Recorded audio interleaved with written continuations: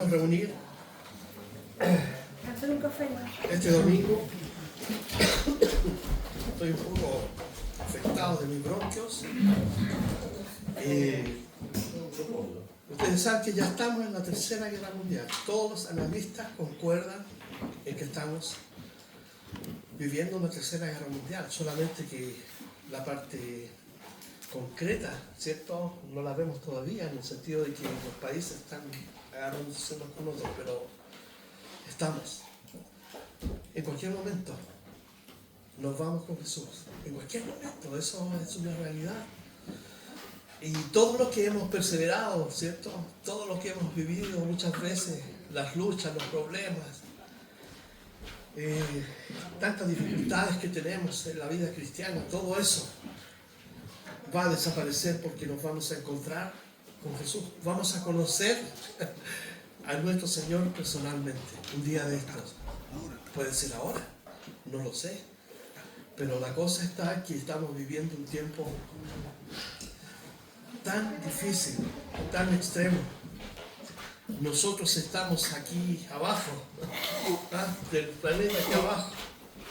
Y tal vez podemos pensar que nosotros no vamos a sufrir consecuencias de eso. Pero tenga por cierto que si entramos en una guerra ya declarada total, absolutamente, vamos a sufrir totalmente las consecuencias de eso. Hambruna, como Jesús dijo en Mateo 24, Lucas 21, Marcos 13.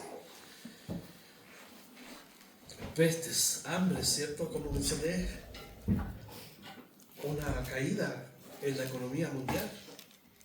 El dinero va a ser solamente papel, no va a servir para nada.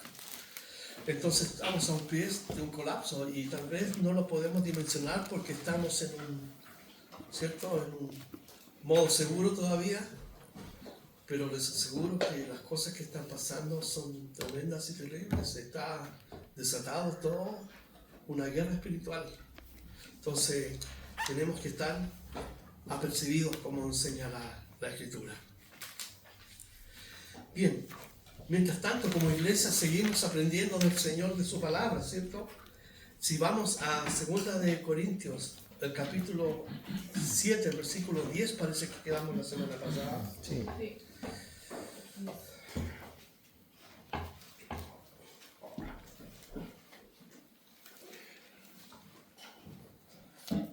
Segunda de Corintios,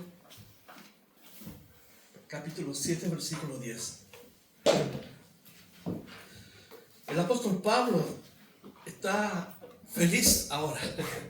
Está pasando momentos increíbles de gozo y de tranquilidad mental, porque a pesar de que él ha sufrido, ¿cierto?, por parte de los falsos maestros que llegaron a la iglesia a interrumpir la obra de Dios, lo cual, ¿cierto?, Dios se lo va a tomar en cuenta. Pero Pablo está contento porque Tito llegó ahora de Corinto y le dice que la iglesia recibió la primera carta con tanta solicitud. Era necesario, ¿cierto?, que Pablo les escribiera. Él no sabía si había hecho bien en escribirle o no, pero el punto es que la carta, siendo una admonestación, una exhortación, produjo en ellos un fruto. ¿Qué es lo que Dios desea cuando vamos a la Escritura? Cuando leemos la palabra de Dios, que no sea solamente un momento para, ¿cierto?, alimentar nuestra mente, sino que permanezca en nuestro corazón para que produzca fruto. Y de acuerdo al versículo 10 del capítulo 7, el apóstol Pablo, ¿cierto?, escribe en esta segunda carta diciéndole: porque la tristeza que según Dios produce arrepentimiento para salvación. En Romanos el capítulo 2 dice que la bondad de Dios nos guía al arrepentimiento. Es decir, es un acto que proviene por iniciativa de Dios, provocar en nosotros una condición en nuestro corazón después de haber, ¿cierto?, sido amonestados por Dios mismo por medio de su palabra, que nos conduzca a un cambio de mente, porque literalmente la palabra arrepentimiento nos habla de eso, de un cambio de mente. Ver las cosas como Dios las ve es el regalo que Dios nos da por medio de su bondad. La bondad nos conduce al arrepentimiento. Y esta es una obra de Dios. Y cada vez que nosotros nos arrepentimos de algo, es porque es el amor, la gracia, la bondad de Dios que está viniendo sobre nuestras vidas para conducirnos a un arrepentimiento sincero, honesto, de tal manera que volvamos a los principios que Dios quiere que vivamos cada día. Entonces, la tristeza según Dios, aparentemente, ¿cierto? Es algo doloroso, pero nos produce un arrepentimiento para salvación. No que la salvación se va a consumar en un momento, sino que ya somos salvos, pero Dios va a resguardar ese depósito que ha dado en nuestro corazón.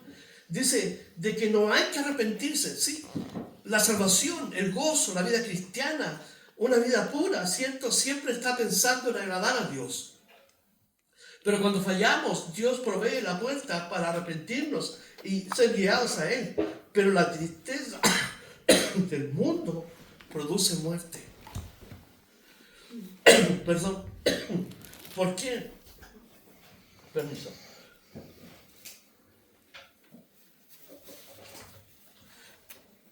Porque la tristeza de acuerdo al mundo, ¿cierto? Si usted habla con una persona que no es cristiana, no es creyente, muchos de ellos van a decir que no necesitan arrepentirse, pero otros, ¿cierto? Lidian con eso, pero en realidad la culpa del pecado les produce amargura, desesperanza y al final muerte, porque ven, ¿cierto? El enemigo que ha cegado su entendimiento, ¿cierto? Les muestra un panorama tenebroso de un juicio terrible contra Dios, ¿cierto? O simplemente de una vida, ¿cierto?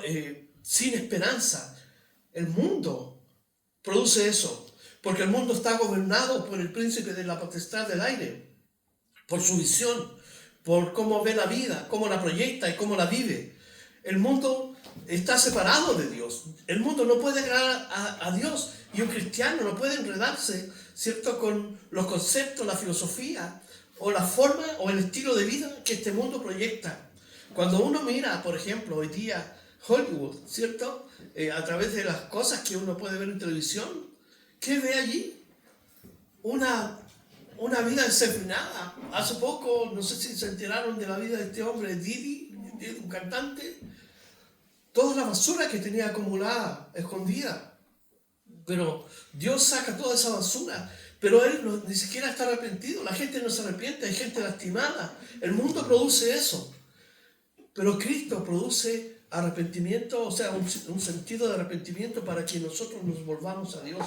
Entonces el mundo produce muerte, Dios produce vida. ¿Por qué? Porque Cristo es la vida. Jesús dijo, yo soy la vida. Se lo dijo a los fariseos, se lo dijo a su público que lo estaba escuchando, que eran los judíos, yo soy la verdad y la vida. Por lo tanto, nosotros como cristianos hemos tomado una buena decisión de refugiarnos en Dios, en Cristo Jesús, que es la respuesta a todas nuestras necesidades, y lo hemos comprobado. Por lo tanto, Dios, ¿cierto?, cuando nos mira, ¿cierto?, Él nos desea que estemos toda la vida así humillándonos con una falsa espiritualidad. Él desea que seamos honestos con nosotros mismos y para con Él, porque delante de Él nada podemos esconder. Él simplemente nos llama cuando fallamos al arrepentimiento, porque Él nos ama y Él está preocupado por nosotros. En el versículo 11, siguiendo con el estudio de hoy, entonces podemos ver el resultado del arrepentimiento en la iglesia de los Corintios y el resultado que Dios espera en nosotros mismos, ¿cierto?, que tiene que ver con un cambio de vida, un cambio de mente, un cambio, ¿cierto?, de los principios de Dios que gobiernen nuestra vida. No tan solo que los conozcamos o sepamos de ellos, pero que gobiernen nuestra vida, de tal manera que esa fuente, ¿cierto?, que es la palabra de Dios inspirada, pueda realmente afectar mi conducta en el día a día. Porque he aquí esto mismo, de que hayáis sido contristados según Dios, ¿qué solicitud produjo en vosotros? la palabra solicitud es lo mismo que diligencia. Es decir, estaban tan dispuestos, tan afectados por la primera carta a los Corintios, que es una bomba, nosotros ya la leímos, ¿cierto? Estaban peleados, divididos, no se hablaban entre ellos, se denunciaban en la justicia civil. Los ricos podían celebrar la fiesta del ágape y comían sendos, ¿cierto?, grandes festines. En cambio, los hermanos pobres de la iglesia, un sándwich o algo, ¿cierto?, una galleta, y no tenían ni siquiera esa sensibilidad para darse cuenta que el hermano pobre necesitaba ser ayudado. Y las Escrituras nos dicen que nosotros debemos pensar en los pobres. Cuando el proverbio dice que ayuda y piensa en el pobre, está, ¿cierto? Dios le va a retribuir eso. El Antiguo Testamento piensa en el pobre, en la viuda, el Nuevo Testamento. De hecho, cuando los discípulos hicieron el primer concilio en Hechos 15, una de las cosas que los discípulos le dijeron: acuérdense de los pobres, no en el sentido socialista, ¿cierto?, sino en el sentido del amor, el amor ágape, que te induce a ayudar a nuestro hermano cuando está padeciendo. Entonces, ellos tuvieron una solicitud, fueron tan diligentes para arrepentirse, cambiar de rumbo. Dice, ¿qué solicitud produjo en vosotros? ¿Qué defensa? En el sentido de pedir perdón. En ese sentido. Es decir, tal vez allí alguien ofendió a un hermano y fue y le dijo: hermano, perdóname. Estaba ciego por mi vanidad y mi falsa espiritualidad. Pero la palabra de Dios me ha hablado y necesito pedirte perdón. Eso fue lo que produjo la palabra de Dios. Porque ellos ni siquiera se saludaban. Imagínate un día domingo, ellos por un lado, uno por acá, otro por allá. Y hay iglesias hoy en día así, que tú ves hermanos que están peleados, disgustados. Hay denominaciones que están peleados unas con otros. En un momento a nosotros nos sacralizaron como Capilla Cela, que éramos los detestables, porque Capilla Cela es una división no de pelea de Capilla Calvario. Los hermanos en Santiago quisieron tomar una decisión de ser autónomos y no depender de Gringolandia, sino que querer vivir, ser guiados por Dios. Y ellos, bueno, lo tomaron de otra forma. Entonces, no era posible que nos satanizaran en un punto. Nosotros tenemos que amarnos unos a otros, porque un día vamos a vivir todos en el cielo. Y al día de hoy hay algunos de ellos que están peleados, líderes, pastores, peleados entre ellos. No tan solo en esa denominación, sino en otras. Entonces, es imposible declararse cristiano si uno no tiene la habilidad o la capacidad de amar a su prójimo. Jesucristo dijo, cuando le pregunta al joven, ¿cierto?, le dice, ¿cuáles son los dos mandamientos? Y el joven le dijo, amar a Dios y a mi prójimo como a mí mismo. Bien has dicho, le dijo, pero una cosa te falta. Anda y vende todo lo que tienes. Entonces, el resumen de la ley moral de Dios tiene que ver con el amor al prójimo. Y tiene que ver también con las cosas de mi corazón. Entonces, cuando la iglesia tomó la palabra que el apóstol Pablo le escribió con esta primera carta, en realidad que debiera ser la segunda porque la primera se perdió, ellos tuvieron la actitud diligente de arrepentirse, de pedir disculpas. Y mira, dice aquí, ¡qué indignación! Esto tiene que ver con el joven que estaba viviendo el incesto dentro de la iglesia. Entonces, realmente aterrizaron y se dieron cuenta, ¿qué está pasando? ¿Dónde está la vida moral de la iglesia? Porque estaba siendo afectada por un joven que estaba conviviendo con su madrastra. Y obviamente su padre estaba afectado. Entonces, ¡qué indignación! Aterrizaron de la noche, despertaron. ¿Por qué? Porque la falsa enseñanza confunde. La falsa enseñanza, ¿cierto?, saca del eje central que es la palabra de Dios a los hombres y los pone en una postura más vanidosa, más egoísta.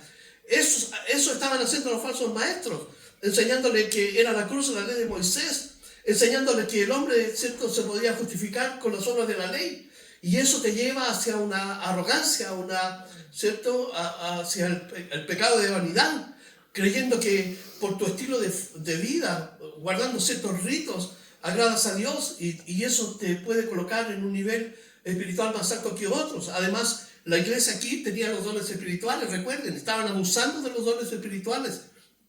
Estaban hablando en lengua, profetizando y diciendo que Jesús era maldito en el lenguaje, ¿cierto?, de hablar en lenguas. Entonces, ahora aterrizan y ellos se molestaron con ellos mismos. ¿Por qué perdieron tiempo en no vivir conforme a los principios de Dios, sino a los principios de los falsos maestros? Porque si hubieran vivido conforme a los principios de Dios desde el principio, hubieran tomado a este joven y lo hubieran disciplinado en la iglesia. Hubieran tomado a la mujer también y también la hubieran disciplinado con el propósito de que se arrepientan. Pero no hicieron eso, pero ahora están molestos con ellos mismos, diciendo, ¿por qué no hicimos eso? Entonces, puedes ver que la palabra de Dios produce un efecto en el corazón cuando hay una disposición a obedecer a Dios. ¿Y qué más dice? ¿Qué temor a Dios? No tan solo se molestaron, sino que los sobrevino ese temor a Dios, no de miedo, sino por haber ofendido a Dios con su actitud. Tuvieron temor a Dios. Pero ¿qué más dice? Qué ardiente afecto es la respuesta que ellos están dándole al apóstol Pablo al darse cuenta de todo lo que ellos estaban viviendo. Qué vindicación tiene que ver con la justicia. Fíjense que el libro de Miqueas dice que Dios dice, oh hombre, ¿qué te he pedido? Que practique la misericordia, que vivas el amor. ¿Ya? Y eso es una de las cosas que Israel había abandonado. Y Joel dice, el justo por la fe vivirá. Esa justicia, ese hombre justo tiene que, sus actos, su conducta, tiene que ver cómo se desenvuelve en la comunidad donde él vive. Es decir, el hombre vive por actos justos, no para justificarse delante de Dios, sino que su vida es un reflejo de lo que Dios está haciendo en él. Y en ese sentido no roba, no mata, no miente, no engaña, no adultera, no fornica, no hace cosas que afectan, ¿cierto?, su propia relación con Dios, pero también afecta a la vida de otros. Es un hombre que vive en la justicia de Dios. Entonces cuando dice aquí, ¡qué vindicación! Porque sus actos eran injustos. Sus actos delante de Dios no eran justos. Y ahora entonces vuelven hacia la justicia de Dios. ¿Y cómo podemos comprobar qué es la justicia de Dios? Cuando leemos los mensajes prácticos del apóstol Pablo en el libro de Efesios, en el libro de Tesalonicenses, a la comunidad cristiana. Por ejemplo, le dice, el que robaba, ya no robe más, sino que trabaje con sus manos. No miente, el que mentía no mienta. El que bebía, y así Pablo da una serie de lineamientos que tienen que ver con el fruto de la vida cristiana y que son propios de una vida del justo. La vida del justo, el justo vivirá por la fe. Entonces, cuando nos aferramos a estos principios, estamos viviendo la justicia de Dios, y esas son las cosas que a Dios le agrada. Esta iglesia estaba haciendo todo lo contrario, pero ahora, en virtud de que el Espíritu Santo, fíjense, fue el Espíritu Santo que produjo convicción de pecado en ellos, no la carta en sí misma, sino el Espíritu Santo usó la palabra para hablarles a su corazón y para que ellos cambiaran de actitud. Eso es lo importante. Muchas iglesias se conforman a los modelos espirituales y santos de la cosmovisión de un hombre, porque en su visión, en su forma de ver, en su experiencia personal, él interpreta las escrituras de una forma y piensa que todos tienen que vivir bajo sus principios. Pero la palabra de Dios tiene otro mensaje, tiene otra aplicación. No es la del hombre, es la palabra de Dios, viene de Dios. Como dice en el Evangelio de Juan, el capítulo 1, versículo 1, dice que en el principio era el verbo. ¿Quién? Jesús, era la palabra hablada de Dios, es la palabra que modela nuestro corazón, y ahora la palabra se hizo carne. Entonces la palabra de Dios es un hombre, es Jesús, y Jesús dijo, mis palabras son vida y espíritu. Por lo tanto, esto provocó un cambio en la vida de ellos, y es lo que Dios quiere cambiar en nuestra propia vida. Sobre todo porque estamos viviendo tiempos difíciles. Entonces, el que es injusto, sea justo. Pero Apocalipsis dice que el que es injusto siga siendo injusto todavía. Siga practicando lo que él quiere. porque Dios le da la libertad de hacerlo, nos da el libre albedrío, pero nosotros hemos tomado la mejor opción. Y aunque somos cristianos, dependemos de Dios y tratamos con toda nuestra fuerza de que la palabra de Dios gobierne nuestra vida, fallamos. Pero precisamente Dios nos da ese espíritu para arrepentirnos y volver al centro como Dios quiere. Porque un día vamos a estar eternamente con Él en los cielos. Y Dios va a vivir, justamente vamos a vivir con Él para siempre. Y ahora Dios está preparando nuestra vida. Dios no quiere perfectos. Dios quiere gente íntegra, que sea honesta consigo mismo. ¿Se dan cuenta? Entonces, Dios produjo un fruto en ellos, por medio de la palabra. Y esa es una de las cosas que yo hablé en el retiro con el pastor de Santiago. Que debemos descansar en el poder de la palabra de Dios. En el poder de la palabra de Dios. Porque ella es la que nos cambia, nos transforma. Entonces Pablo describe aquí y da una serie, ¿cierto?, de actos que nos demuestran que ellos verdaderamente se arrepienten de lo que habían hecho. Y eso lo podemos trasladar a nuestra propia vida.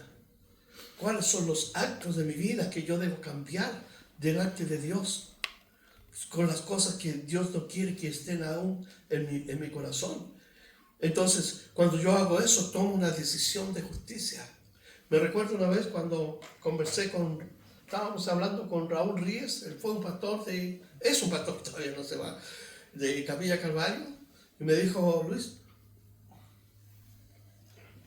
una vez me dijo, llegó una pareja de jóvenes a la iglesia, y hablaron conmigo, y ustedes conocen, bueno, los que conocieron a Raúl Ríez con su estilo, todo, y el joven le dijo, pastor, le dijo, nosotros habíamos ido a un motel, pero estando allí, Dios habló en mi corazón, y ella también, y nos arrepentimos y nos vinimos, y estamos arrepentidos de eso, porque entendimos que las relaciones antes del matrimonio no están bien.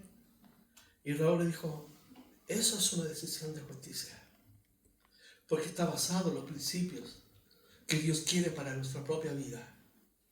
Y él me contó eso como algo normal, como hacía tantas veces y compartía cosas. Entonces Pablo en el versículo 12 de aquí, de 2 Corintios, dice, así que aunque os escribí, no fue por causa del que cometió el agravio, ni por causa del que lo padeció, sino para que se os hiciese manifiesta nuestra solicitud, que tenemos por vosotros delante de Dios. Fíjense, es como nosotros hacemos cuando enseñamos la palabra de Dios. No tomamos un tema específico para, ¿cierto?, remachar sobre eso.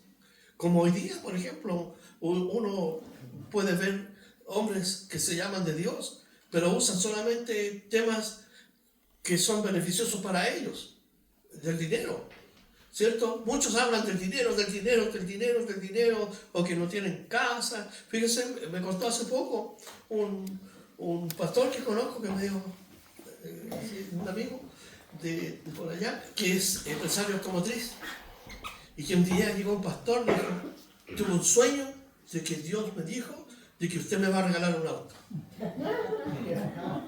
No dijo así. Le dijo, yo no tenía ningún sueño, así que puede darse la vuelta como vino y hasta luego. Entonces mucha gente, ¿cierto?, actúa por filtros predeterminados para dirigir su mensaje. Pablo no usó un mensaje, ni usó la carta, ni el púlpito, como diríamos, para ofender a alguien, como hoy día se usa. Él simplemente sembró una semilla, porque dijo, yo no escribí específicamente por esta, le escribí a todos, para que ellos pudieran darse cuenta de su realidad, para que el Espíritu Santo los volviera a traer hacia el centro. Entonces, Pablo quería manifestar que ellos hicieran lo mejor posible de su vida cristiana. Entonces, en ese sentido, uno tenía que ser disciplinado para que se arrepienta. Eso es lo que tienen que haber hecho. y el otro tenía que haber sido consolado por la palabra de Dios. Entonces no hicieron ni lo uno ni lo otro, pero Pablo igual muestra el amor hacia ellos. ¿Por qué? Porque les dice que él tiene una solicitud que es amor por ellos. En el versículo 13 dice: por esto hemos sido consolados en vuestra consolación, pero mucho más nos gozamos por el gozo de Tito, que haya sido confortado, dice, su espíritu por todos vosotros. Cuando Tito fue allá, recuerden que mandaron a Timoteo primero, capítulo 16 de 1 Corintios, y era un joven pastor. ¿Y qué hizo la iglesia? Lo apabulló. Porque Pablo dice, por favor, trátenlo bien, es un joven pastor. ¿Pero qué hizo la iglesia? Nada. Pero después que leyeron la carta y cuando fue Tito, ¿qué hizo la iglesia? Se arrepintió. Y ahora Tito estaba sumamente contento. ¿Por qué? Porque vio en ellos que no era una actuación, no era una actitud. Se dan cuenta que muchos cristianos enmascaran la vida personal con una falsa espiritualidad. Eso se aprecia mucho en algunos cristianos para ocultar debilidades. Por ejemplo, voy a citar un ejemplo. Mónica el otro día fue a una reunión de la Sofía y es un colegio cristiano, pero una de las personas dijo, yo pido la palabra, y dijo, miren, yo creo que los niños deben orar y leer la palabra más que estudiar. Y yo creo que eso está bien aquí en este colegio, pero ¿saben qué? Ella estaba encubriendo su responsabilidad con una falsa espiritualidad. A eso me refiero cuando dicen que los cristianos muchas veces enmascaramos unas debilidades con falsa espiritualidad. Entonces ella, ¿qué estaba encubriendo? Su irresponsabilidad como padre en educar a su hijo, en delegarle al colegio el deber de educarlo y entregarle valores, cuando ella debía entregarle valores en su propio hogar. Entonces Pablo aquí está lidiando en cierto modo con eso, y por eso él quiere, ¿cierto? Bueno, les escribió, pero ahora ellos están arrepentidos. Tito está contento, así que está feliz. En el versículo 14 el apóstol Pablo dice, pues si de algo me he gloriado con él, de Tito, respecto de ustedes, no he sido avergonzado, sino que así como en todo hemos hablado con verdad, también nuestro gloriarnos con Tito los untó verdad. Es decir, estaban todos contentos, todos felices, amor sincero, honestidad, ¿cierto? Que la vida espiritual es más importante que lo material, y Dios había traído, ¿cierto?, esta reconciliación en la iglesia. El versículo 15 dice, y su cariño de Tito para con vosotros es aún más abundante cuando se acuerda de la obediencia de todos vosotros, de cómo lo recibisteis con temor y temblor. Entonces, Tito está contento, hace que a tal punto que él voluntariamente decide volver a la iglesia. Y va a volver con una razón específica, y Pablo la va a contar aquí en el capítulo 8. Está feliz, está gozoso, ¿cierto?, de que ellos se arrepintieron. Y le testificó a Pablo. Pablo estaba bajoneado. Le dijo, no, Pablo, no te preocupes, se arrepintieron. Hay una cosa que en esa iglesia está pasando.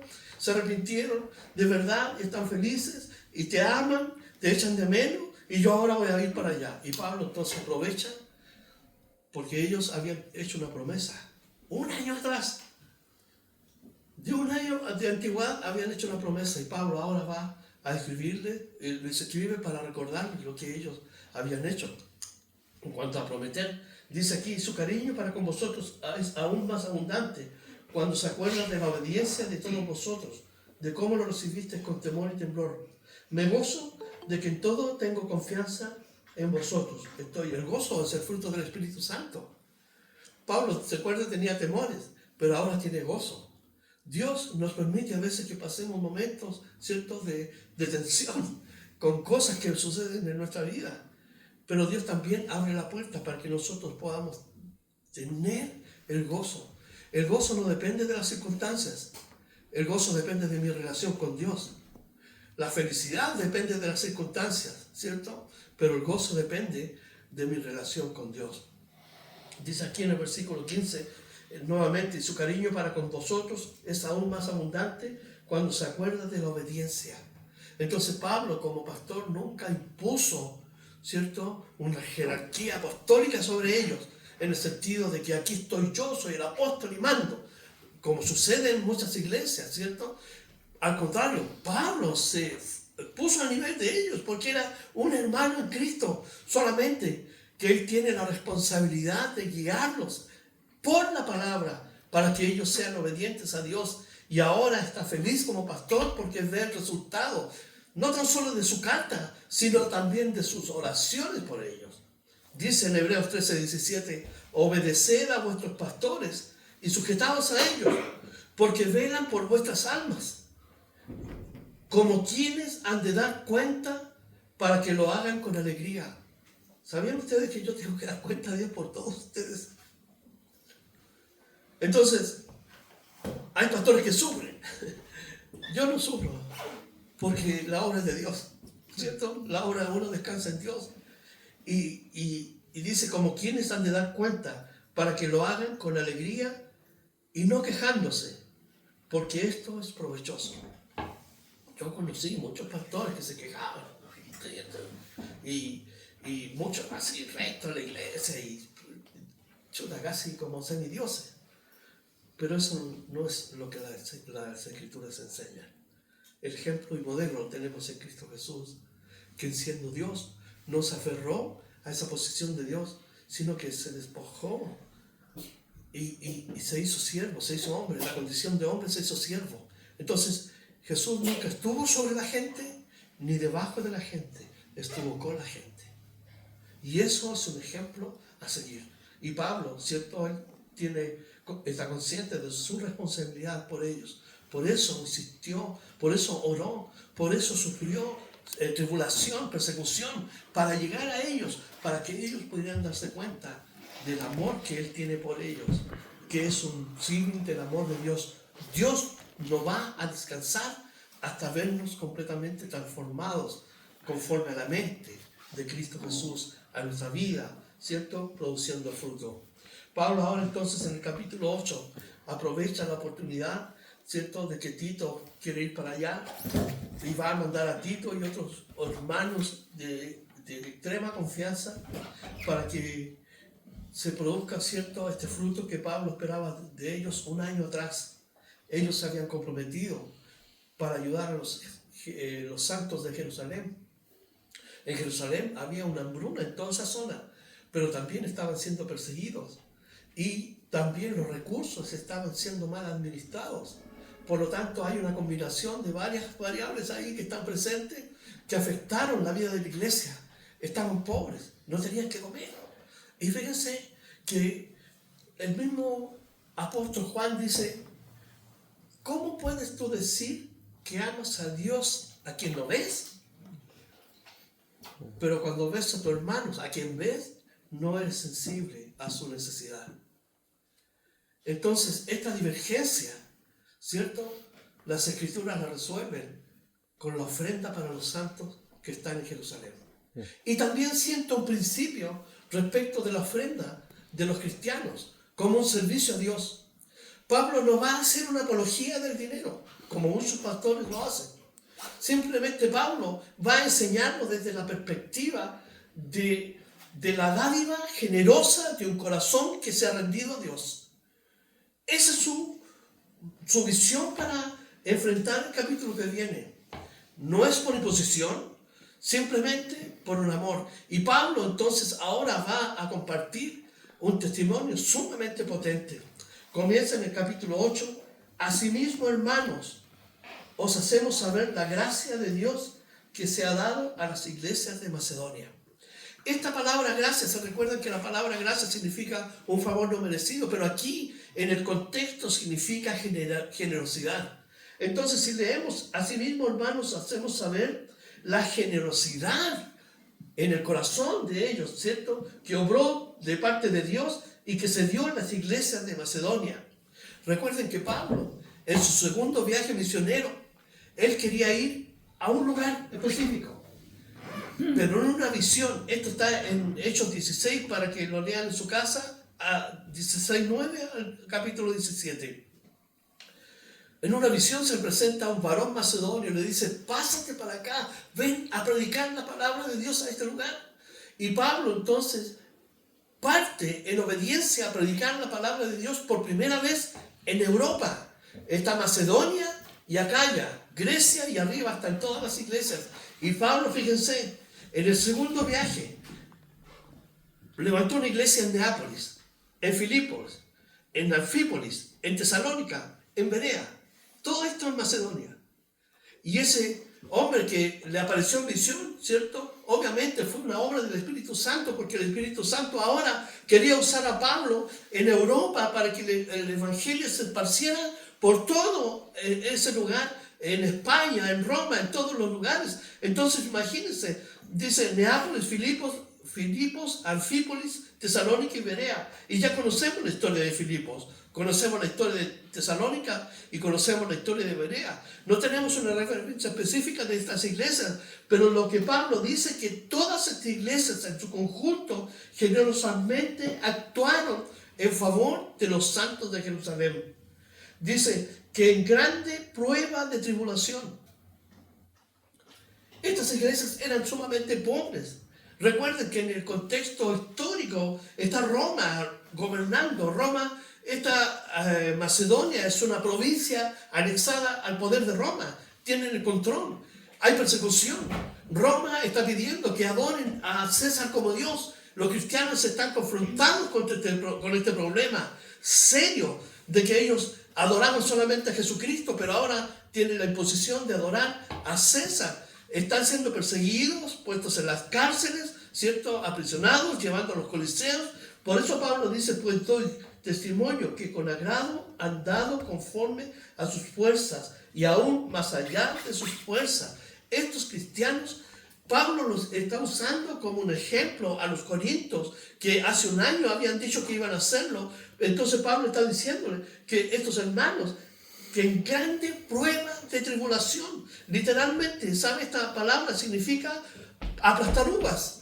Y cuando se está aplastando uvas porque están sacando el jugo, la están exprimiendo al máximo. Entonces los cristianos estaban siendo exprimidos al máximo en su fe, en su coraje, ¿cierto? En su relación con Dios por parte del mundo romano, pero también por parte del mundo espiritual de maldad, por parte de Satanás, que gobierna y controla el mundo secular.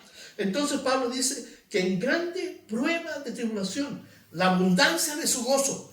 Qué increíble esto, porque Dios permite a veces que pasemos situaciones difíciles, pero ellos nunca perdieron el gozo. Ellos estaban siendo exprimidos como uvas, pero estaban con gozo.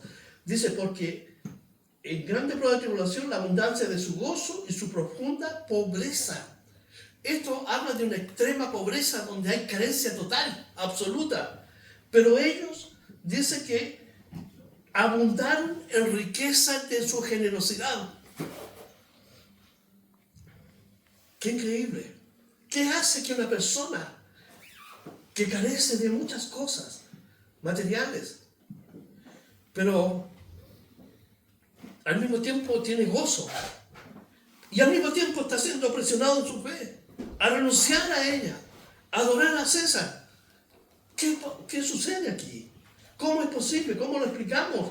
Bajo la lógica del mundo no tiene explicación, pero bajo la lógica de la fe cristiana y el cristianismo sí tiene una explicación.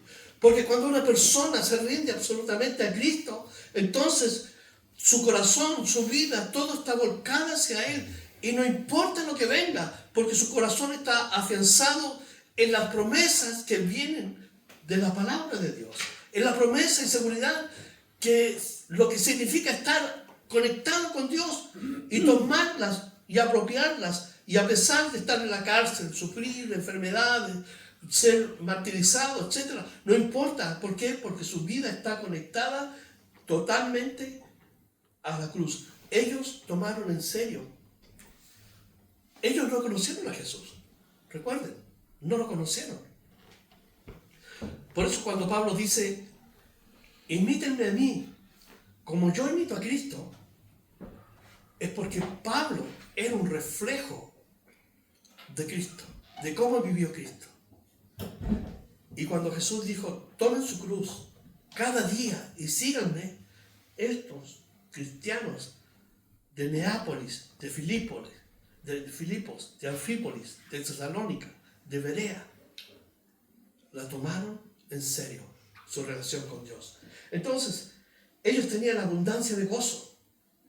Fíjense que en Santiago, el capítulo 1,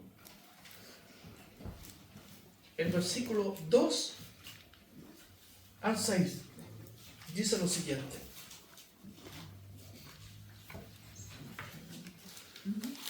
Santiago, capítulo 1, versículo 2 al 6. Dice, hermanos míos,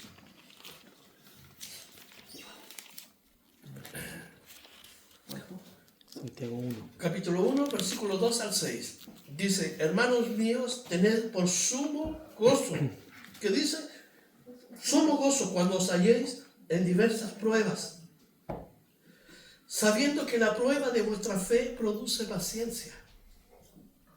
Mas tenga la paciencia su obra completa para que seáis perfectos, es decir, maduros, y cabales, es decir, con todos los sentidos, sin que os falte cosa alguna. Y si alguno de vosotros tiene falta de sabiduría, pídela a Dios, el cual la da a todos abundantemente y sin reproche, y le será dada. Cuando dice, sabiendo que la prueba de vuestra fe produce paciencia, acuérdense del soldado al que se le pide que cuide esa trinchera mientras los otros salen y que tiene que cuidarla con su propia vida. No importa lo que venga, pero él tiene que ser capaz de establecerse y soportar todo lo que venga en esa trinchera. Nosotros estamos, cada uno en nuestra propia trinchera, pero no estamos solos. Porque como soldados de Jesucristo, ¿cierto? Que hemos sido llamados a este ejército, tenemos a Jesucristo que está con nosotros siempre. Estos cristianos en la prueba de tribulación abundaron en gozo. Entonces, ¿es posible tener gozo en medio de las pruebas? Sí, es posible. Es posible.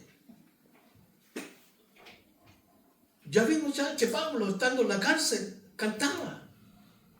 Y producto de ese canto, el carcelero y toda su familia vino a Jesús. Estando en la cárcel, escribió la carta a los filipenses. Entonces, si trasladamos esta historia, esta narrativa que estamos viendo del primer siglo a nuestra propia vida, es posible vivir con gozo en medio de las pruebas, a pesar de las carencias. Cuando habla de profunda pobreza, si vamos a Lucas, es la misma palabra que usa Jesús en Lucas 21, versículo del 1 al 4.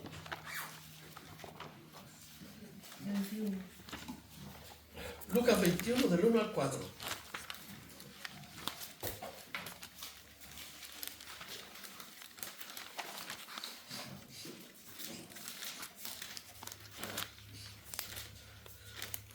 Dice así, levantando los ojos, Jesús vio a los ricos que echaban sus ofrendas en el arca de las ofrendas. Vio también a una viuda muy pobre que echaba allí 2 blancas, que es como un peso de hoy en día. Un peso. ¿Qué vale un peso? Pero ella tenía 2. Pero era todo lo que tenía. Y dijo, en verdad os digo que esta viuda pobre echó más que todos. Porque todos aquellos echaron para las ofrendas de Dios de lo que les sobra. Mas esta, de su pobreza, echó todo su sustento que tenía. Esta palabra, pobreza, es la misma que Pablo usa, profunda pobreza. Y Jesús la ilustra en referencia a las 2 monedas, como un peso. Pero ella echó todo. ¿Por qué? Porque estaba su vida, su corazón, todo volcado hacia Dios. El acto de dar era una responsabilidad que tenían todos los judíos, pero ella dio todo lo que tenía, absolutamente todo. ¿Por qué? Porque ella confiaba en la promesa que Jesús mismo hizo. En Lucas, aquí mismo, el capítulo 6, versículo 31.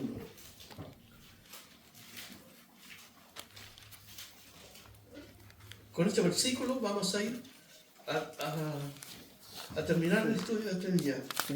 Lucas 6:38, perdón, Lucas 6:38.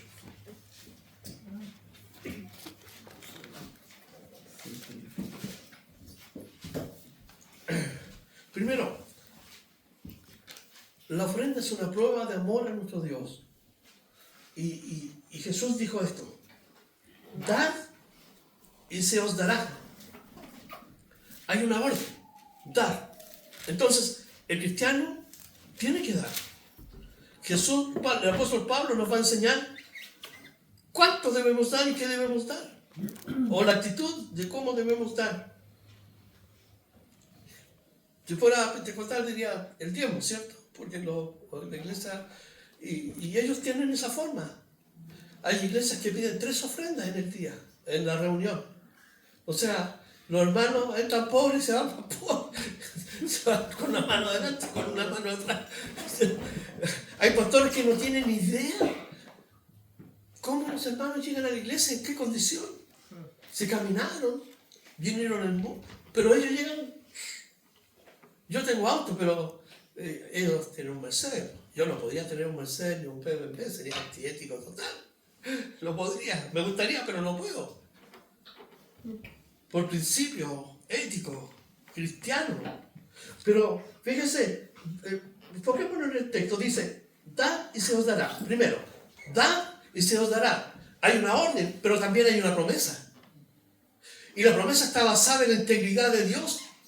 Porque Dios es rico, Dios es benevolente, Dios es generoso. Si Dios nos dio a su Hijo, claro, espiritualmente, pero Dios nos da todas las cosas que necesitamos. Jesús dijo, busca primero el reino de Dios, su justicia, las cosas que te faltan serán añadidas. Pero dijo, dan y se os dará. Entonces, hay una orden y una promesa. Medida buena, apretada, o sea, no es como las papas fritas que uno compra en el McDonald's, ¿cierto? Que le ponen ahí y se ve lleno, pero cuando uno va a comer son 4 o 5 papitas. Uno quiere comer hasta papitas fritas, que esté lleno, apretado. Eso es lo que Jesús está diciendo. Dice aquí, revestida, o sea, vamos a moverla, quedó espacio, vamos poniendo más.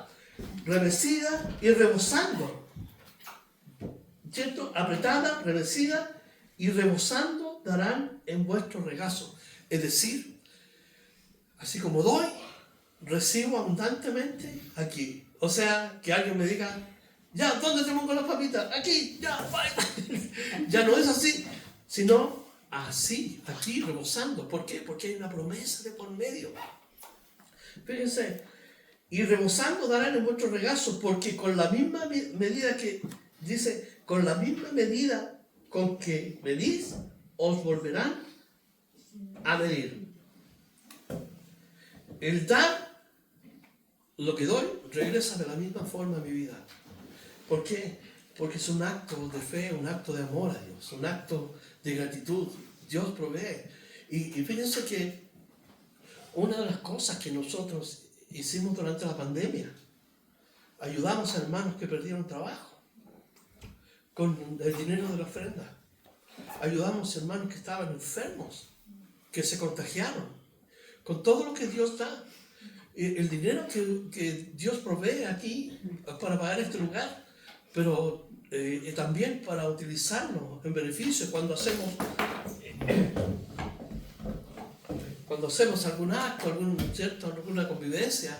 Nunca pedimos, al contrario, damos, porque es parte del amor de Dios. Sabemos que hay dificultades, hay hermanos que la han pasado mal y como iglesia estamos presentes para ayudar como un acto de amor, porque hay una necesidad que cubrir. Entonces, cuando damos, no le estamos dando a Dios y le estamos haciendo un favor a Dios, estamos mostrando a Dios nuestro corazón. El joven rico, cuando Jesús le dijo, muy bien has hecho, porque el joven le dijo, desde mi juventud he guardado amar a Dios y a mi prójimo. Muy bien, entonces le dijo, vende todo lo que tienes, dáselo a los pobres y sígueme. ¿Y qué pasó? Se fue triste, porque muchas personas aman el dinero. La provisión de Dios siempre es generosa y nos permite cubrir nuestras necesidades. Pero el dar, como ellos daban, de su extrema pobreza y con gran sacrificio, es un ejemplo a seguir también. Yo no estoy diciendo cuánto debe dar, eso lo va a decir el apóstol Pablo. Pablo dice que Dios ama al dador alegre, pero con medida apretada, rebosando. Y Dios se encarga de, ¿cierto?, de bendecirnos de vuelta, porque Él dijo, no te dejaré, ni te desampararé. Es la promesa de Dios. Así que tenemos aquí un ejemplo, porque en prueba de tribulación, ellos abundaban en gozo.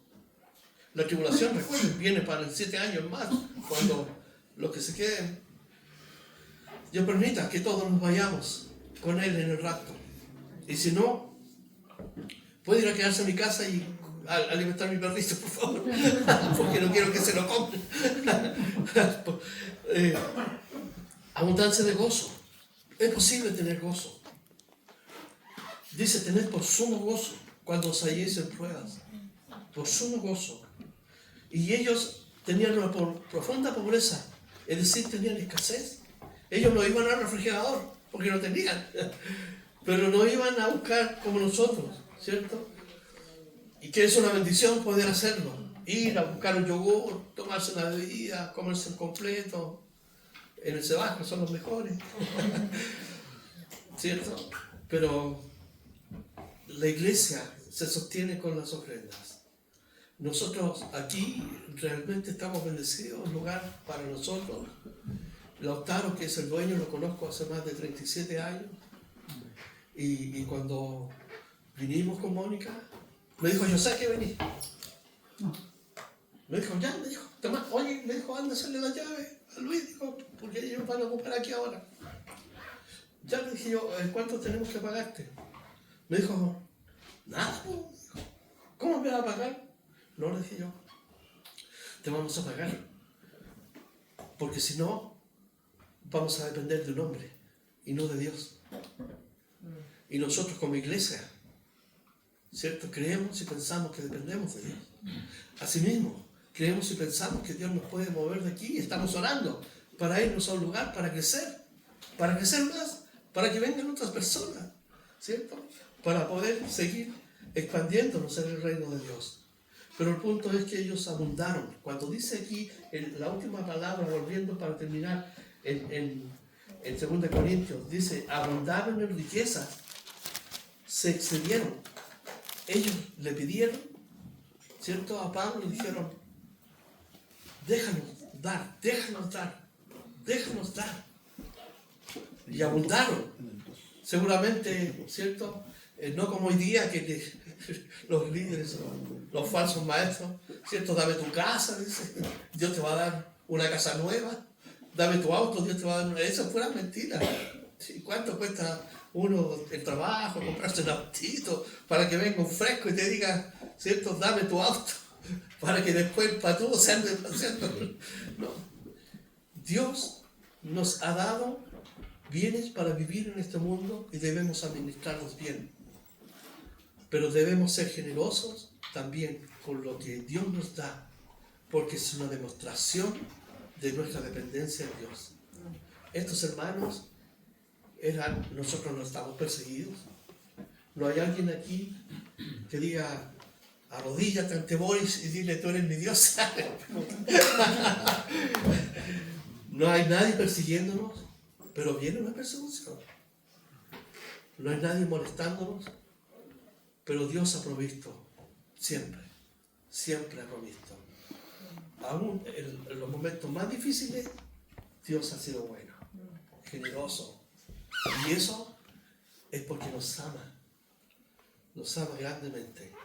Y como les mencioné, Jesús dijo, da y se os dará. Vamos a orar. Padre, en el nombre de Jesús te damos gracias por tu amor. Oramos, Señor, por tu palabra que es tan potente, Señor, que toca nuestra vida. Nos ayuda, Señor, a vivir bajo tus principios, Señor. Y de verdad te agradecemos, Señor, que seas un Dios tan amoroso, tan bondadoso, Señor. Muestras tu gracia, tu amor, tu bondad, Señor, en cosas, Señor, maravillosas que vienen en nuestra vida. Pero también nos quitas cosas que nos hacen mal.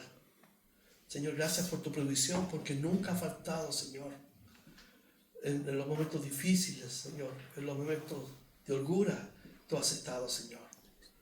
Gracias porque se cumple tu palabra, que buscando tu reino y tu justicia, Señor, todas las cosas, Señor, que necesitamos, Dios las provee. Oramos, Señor, por Luchito esta mañana, por Ruth, en el nombre de Jesús, que tú restaures la salud de Luchito, sus piernas, Señor. A Ruth, dale su fuerza, Señor, su espalda, ayúdala, Señor. Oramos por la esposa de Guillermo que está aquí, Señor, que siga trabajando en su vida. Por Minor, Señor. Oramos, Señor, que tú completes la obra que has de hacer en él, Señor. Oramos por Carlos, que está aquí esta mañana.